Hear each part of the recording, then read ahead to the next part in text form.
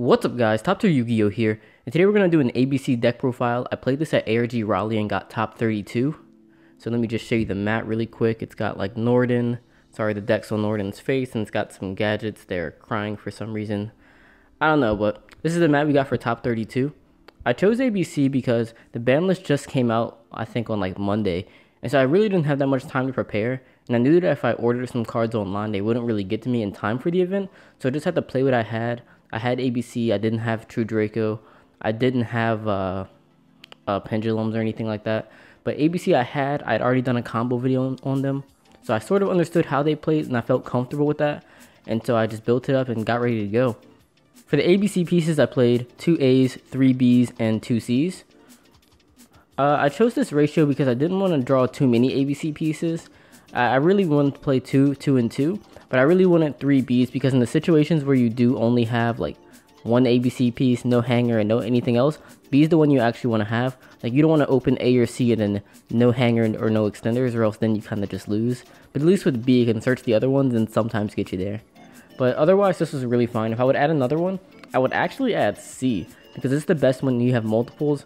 And A is good; it has a lot of attack, but you know, you can't really win with a lot of attack, not with 1900 these days. So you need ones that actually do good on their own. And B is good for searching, C is good with links, A by itself kind of, you know, you don't really need the effect. So then for the extenders, we play a lot of them. We have 2 silver gadgets, 2 gold gadgets, 2 Gofu, and 2 symphonic warrior guitars. Sorry about the glare. Let's move these somewhere else. Yeah, 2 symphonic warrior guitars. So we have 8 extenders already, and we have more extenders in the deck as well.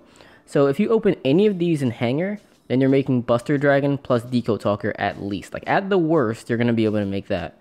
And then if you have any other like ABC piece, then all of your plays get extended. So if you have hanger plus any of these plus another ABC piece, your combos just get even crazier. So these are all really good, and I'm actually pretty happy with this ratio.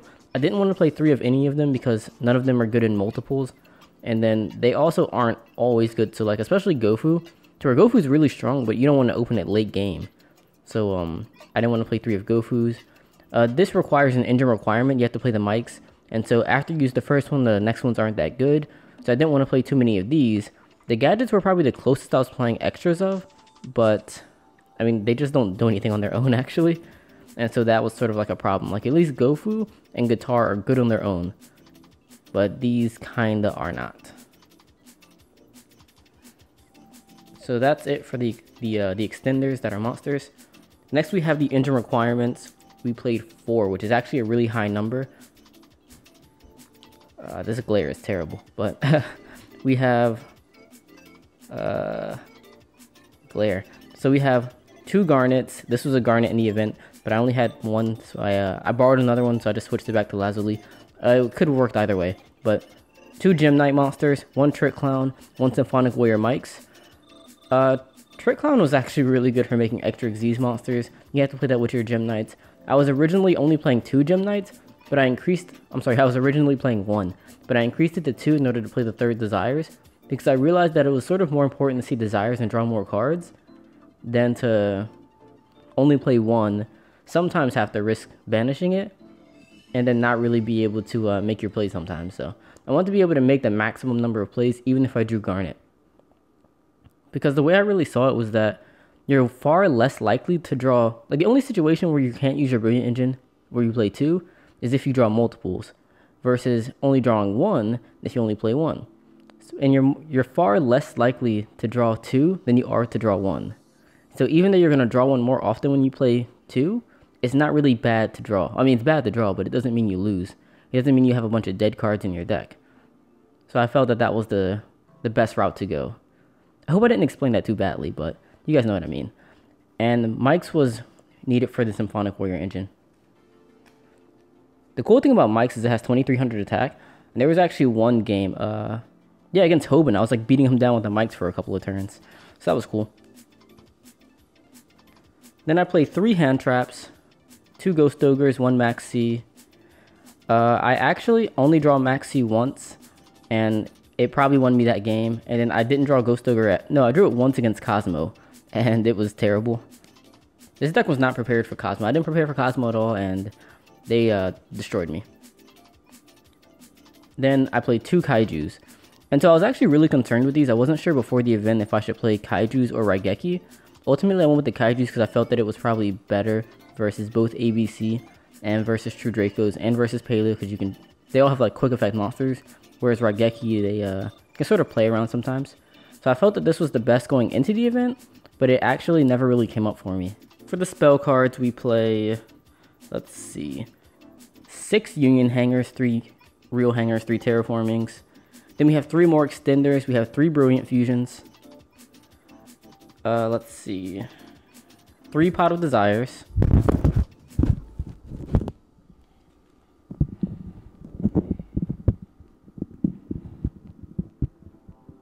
3 Pot of Desires. I just knocked over my camera because I'm a scrub. Yeah. 3 Pot of Desires. 2 Cosmic Cyclones. 1 Soul Charge and 1 Foolish Burial. Foolish was pretty bad all event. Like, it was only good for like negging 1 to send something to the graveyard, then making Buster, which I guess is fine because you make Buster, but you neg 1, and that's not good at all in this deck. So it was a mixed bag. Not super good, not super bad. Soul Charge was amazing. And the only traps I played were 2 Barrier, Dimensional Barrier, 1 Torrential, and 1 Imperial Order. This glare is bad. I'm sorry, but the barriers I actually never got to use. I only drew them. Let's see, I drew them against Cosmo and it was dead. Then I actually sided them out a lot of games. They got sided out. I sided out all my traps a lot. The only trap that I actually used all event was Imperial Order, because it worked against decks where these are terrible. So these are bad against True Dracos. They were bad against. I played a Reversal Quiz FTK, so it was bad against that. And this was the only card that was good against pretty much every matchup when I went first. And it did win me a couple of games, but, you know, it kind of sucked that all my traps were useless.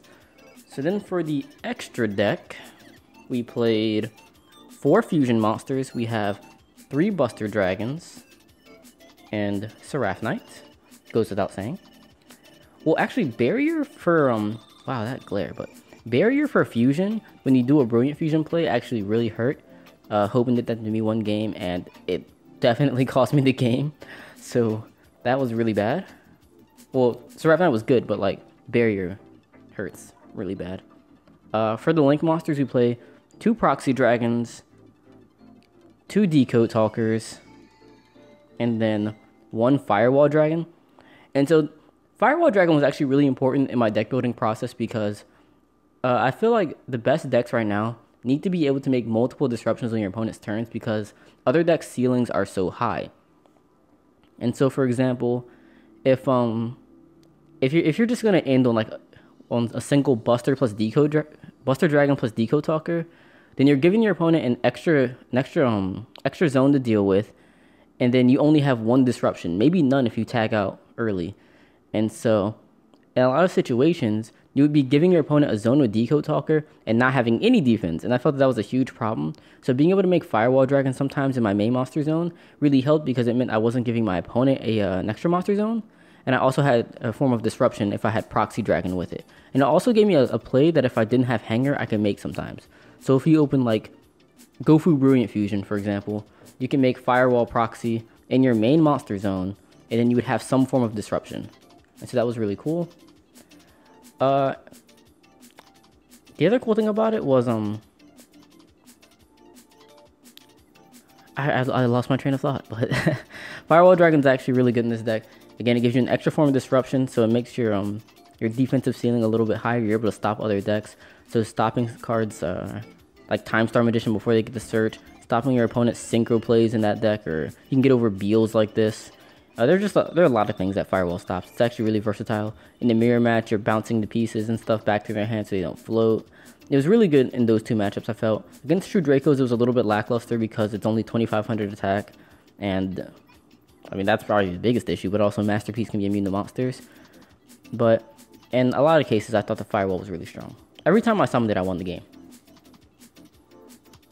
And then for the Xyz monsters, in the order in which I summoned them, Tornado Dragon, Direwolf, so I made these the most. Castel came up, Gear Gigant came up twice. This came up once. Tsukuyomi once. I never made Dweller, but it did get cherried. And so I guess that kind of it was kind of relevant in that matchup, but I never actually made it. But you have to play Dweller because against True Dracos, you just need it, and in the mirror match. So I made Direwolf and Tornado Dragon the most, and everything else kind of fell afterwards. But I was really happy with this. I felt that it was really perfect. Like I said, I made everything except for Dweller, but even Dweller is necessary, so I guess that means all of this was necessary. So very good extra deck in my opinion. I thought that was perfect. Where I probably faltered in my deck building the most was probably my side decking, as it was very lackluster. I had these 2 tokens, didn't give me too much luck this time. Then I had 1 Raigeki and 3 System Downs. When I played Cosmo round 1, I bricked and opened up 2 System Downs and a Kaiju, so I couldn't really play that game. Like I was gonna like break his boards, but I actually couldn't play, so I lost. Twin Twisters, it was okay. I was actually really torn up between this and Cosmic Cyclone, which is why I went with 2 and 2 between the main and the side deck. My problem with Twin Twisters is that ABCs requires a lot of card advantage. So you need cards in your hand to discard for Buster. You have to discard for Guitar. You need them. You need cards in your hand to do your combos. Like you need Gofu, Brilliant Fusion, Gadget. You just need a lot of cards to make plays actually. And so I didn't always feel that I had the extra expendable advantage to discard for Twin Twisters. And I also felt that there wasn't really a lot of back row to worry about. Like there weren't decks that, like, outside of Paleo, there weren't decks that set a lot of back row. So like against True Draco, from what I was scouting, the only real back row they play was their 4 True Draco traps. Like everything else was like the Waterfall Souls or whatever, the thing that searches the worms. They had that, maybe the occasional Skill Drain, but they weren't really playing actual traps. Pendulums only play their Time Pendulum Graph. Of course, ABCs, you saw what traps I was playing, but you don't really need to Twin Twister them. Like, they're not setting a lot of traps, they're setting like 1 or 2 traps. But I just felt that there weren't any matchups outside of Paleo where I needed to hit a lot of back row. And I also needed to keep cards in hand, and so that was a conflict every time I drew this card. I needed to really think about what I was going to be able to discard, because I needed all of my other cards as well. And so I'm very torn on this. I didn't quite like it that much. Calvin Tahan said that it was his favorite card in his deck. He played ABC Draco at the UDS, but I beg to differ. I mean, we had 2 different decks. Completely different decks, different opinions. The only other spell I played was 2 Magnet Reverses. This card was great the one time I drew it and got cherried and system downed, but otherwise, it wasn't very good at all. And so do you hear how specific that had to be for it to be good?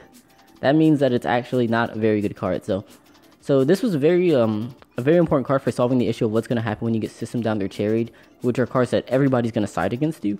But the problem with that is this isn't very good otherwise. And so you have to be able to play, so you have to be able to make a Buster, they have to be able to banish it, and then you have to have this to get it back in order for this to be good. And that's actually a very big problem, because in a lot of cases, if they can cut you off from making it, this is dead, so you're down a card. And then if you don't draw it, then it doesn't matter, you still lose. And there were a lot of games actually where I bricked on this, or I would draw it, and it just wouldn't be the correct situation for me to use it. And so it was good once, but afterwards I didn't like it at all. And I was very torn because I sided it in a lot. Like, you pretty much have to side it in going first, because you have to assume that you're going to get cherried or that something's going to happen, or system down. So I didn't like that very much at all. Then I also sided 3 cherries myself, but I borrowed them, and the ones that I bought haven't come in the mail yet. And it doesn't matter, I didn't cherry anybody, but I thought it would be good in the mirror match because of, of course we both play Buster. It'd be good against Pendulums, kind of, because I can make Dweller, or I can cherry their Dweller. Firewall against like World Chalice or anything like that. Yeah, I just thought it would be good, but I didn't play any mirror matches, and when I did play Pendulums, I realized that there wasn't really space for it, and so it pretty much didn't come up at all. So might as well not even be here. Cherries was bad. Again, like I said with Magnet Reverse, or with Twin Twisters, you need card advantage, and you don't really want to discard to neg, to not deal with something. So those are the only monsters I sided. I sided 3 anti-spell fragrances. I borrowed 2. I had to give them back. But this was probably the only card in the side deck that was actually good. Yeah, the only card in the side deck that was good. It won me a couple matchups. And then there's 3 of them, by the way. And the last card I sided was One Dimensional Barrier, just to finish off the playset. I don't think... Yeah, when I sided in, oddly enough, so I would side the barrier in, I would have 3. I never drew it when there were 3 in the deck, so, you know, it was ideally going to be good against pendulums, but it just didn't come up. But alright guys, this has been my ABC deck profile that I played at ARG Raleigh, got top 32. If you have any questions, comments, or concerns, please leave them in the comment section below. If you would like to see any of the combos, let me know down below, or maybe I'll put a poll in the top right corner of the screen. Let me know if you'd like to see combos with this deck, because it's very combo heavy. There are a lot of different combos. There are a lot of ways to end with like Decode Buster, or even Proxy Dragon, Firewall Buster, or Decode Proxy Buster. Like, you can toss in a rank 4 sometimes. There are a lot of combos, and I'd be very happy to share them with you guys. So just let me know if you'd like to see those. Thanks for watching, and I will see you guys later.